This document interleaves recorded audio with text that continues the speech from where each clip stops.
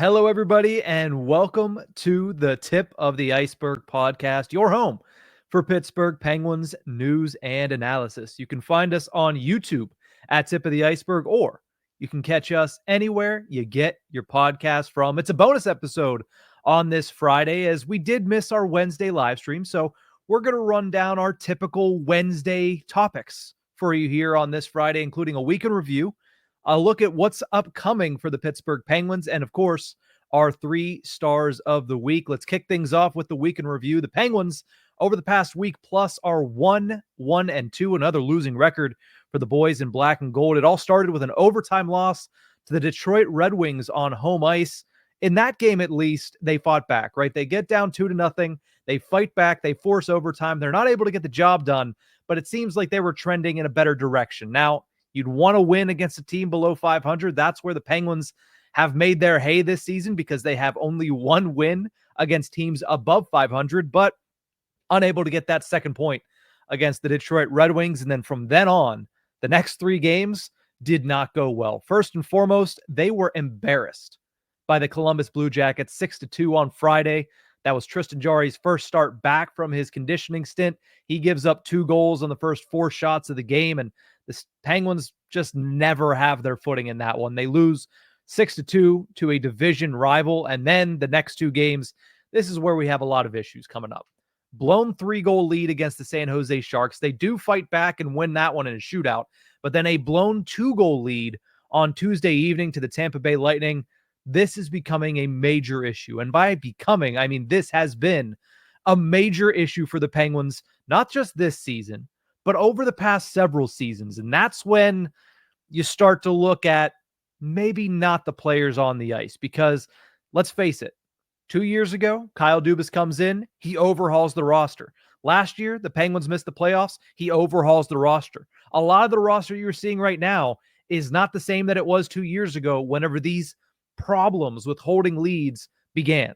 And you look at coaching, and that's why a lot of speculation, a lot of talk has surrounded Mike Sullivan the rest of this week. 8 blown leads of 2 or more goals in 21 games played to start the season. This is a massive issue for the Pittsburgh Penguins. Every time they get into the third period and they have a lead, they continue to just go into that, quote, Sully shell. They play in their own zone. They don't force the issue. They don't keep offensive zone time, and they just leave their goaltenders out to dry time and time again. It reared its ugly head against San Jose. They went from 3-0 lead to a 3-3 tie, and were fortunate enough to get into the shootout and get the victory there. And then on Tuesday, I mean, you look at what happened with Matt Grzelcyk, completely beat by Braden Point to that puck, and then made to look even worse because he didn't take the right angle on on Point, and Point came right around and shot it puck past Tristan Jarry. And then, of course, the game winner was all Tristan Jarry on that one, sliding into the 7-2-4 area code, nowhere to be found in overtime, and they end up losing to the Tampa Bay Lightning. So 1-1-2, another losing week for the Pittsburgh Penguins. What's up next after this couple of days off? They had Wednesday off. They had Thursday off. They have a back-to-back. Friday, tonight, they take on the league's best Winnipeg Jets, so it doesn't get any easier. Then tomorrow, they will welcome, for the first time, the Utah Hockey Club. Then they'll have 3 days off, so we'll see how they respond to back-to-back blown leads over the last 2 games, if they can go out there and snag some points against the league's best team, and then a Utah team that should be right on the same level as the Pittsburgh Penguins. And then they have 3 days off. So try to fix some of the things that you have broken, but at the same time, when we're talking about things that have been broken for 2+ years, I'm not sure how much they're going to change in the next 3 days. Let's close out this episode with our 3 stars of the week, starting with number 3, Jesse Puljujarvi. 4 games played, 2 goals, 0 assists. He's had his ups and downs this season. He started off red hot, coming off of a absolutely phenomenal preseason, and then he started to dip a little bit. He started to fade into the back. He started to catch a couple of healthy scratches here and there. He's currently climbing his way back up, starting to get back to that level that we saw from him in the preseason and in the early portions of this season. He's playing really well next to Drew O'Connor and Sam Poulin. We talked ad nauseum about that line yesterday on the full episode of the Tip of the Ice-Burgh. So if you want a more in-depth discussion about how Jesse Puljujärvi, Drew O'Connor, and Sam Poulin have been one of the biggest bright spots of this team over the past week. Go check out that episode. And we also have, of course, a really great interview with Hunter Hodes of Locked On Penguins. But Puljujärvi continues to be a player that, in spurts, can look like one of the best players on the team. He hasn't had a lot of time in the top six. He's majority been a bottom six player for the Pittsburgh Penguins, but he's been pretty good in stints, and this week just happens to be another one. So number 3 star of the week goes to Jesse Puljujärvi. Number 2 star, first time that he's been a star, first time that he's done a lot of things, because it's his first week at the National Hockey League level during the regular season, and that goes to Owen Pickering. 2 games played, no goals, but he did pick up an assist in his NHL debut. Who doesn't love that? Who doesn't love an NHL debut, especially when it is a first-round pick? Pickering debuted Saturday against the San Jose Sharks, picked up that assist in that debut, and he's been playing pretty well next to Ryan Shea.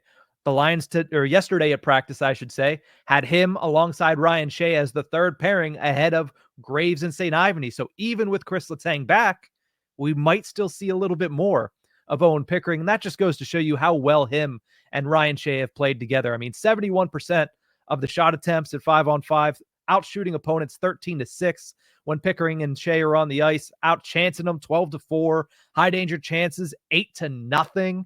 I mean, that's been a very good pairing for the Penguins over the past 2 games. The only goal that Owen Pickering has been on the ice for to this point in his young career in 2 games was that one from Grzelcyk on Tuesday, where Braden Point beats him to the puck and just beats him around the net, and Grzelcyk's chasing him like he's a toddler. So that's not on Owen Pickering at all.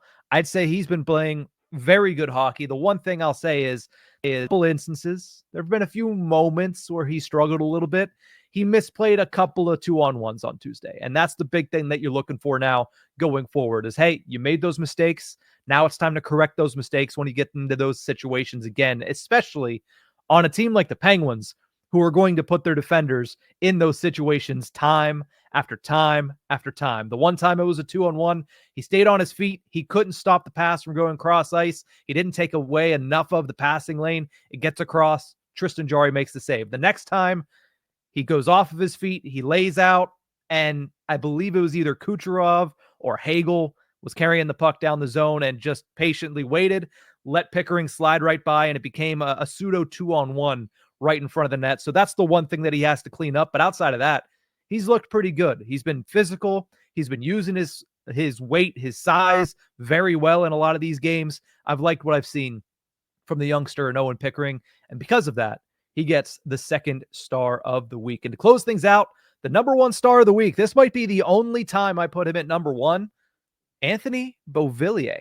Interesting week for Anthony Beauvillier. He's somebody that got that opportunity right out of the gates with Sidney Crosby, and then he struggled, and Crosby struggled, and then he was buried down in the depth chart, put on the 3rd line, put on the 4th line for some games, and everybody said, well, I think that experiment's over. But to quote Lee Corso, not so fast, my friend. Anthony Beauvillier has looked much better since moving back up with Sidney Crosby for the 2nd time this season. He has 2 goals, 2 assists for a point per game over the past 4 games. And he was all over the Tampa Bay Lightning in the first 40 minutes. So too were a lot of Pittsburgh Penguins. And as everybody else did, Beauvillier fell off in the 3rd period. But I think this is the best version that we've seen of him all season long.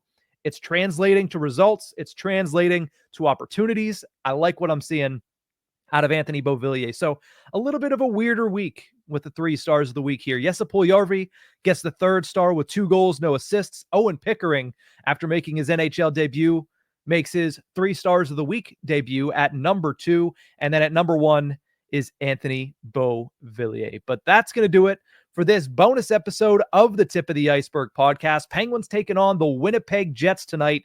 It's going to be a tough matchup. We'll see if the Pens can play up to the challenge of the Winnipeg Jets, who have been the best team in the National Hockey League this season. But that's it for this episode. Remember, you can find us on YouTube at the Tip of the Ice-Burgh, or you can catch us anywhere you get your podcasts from.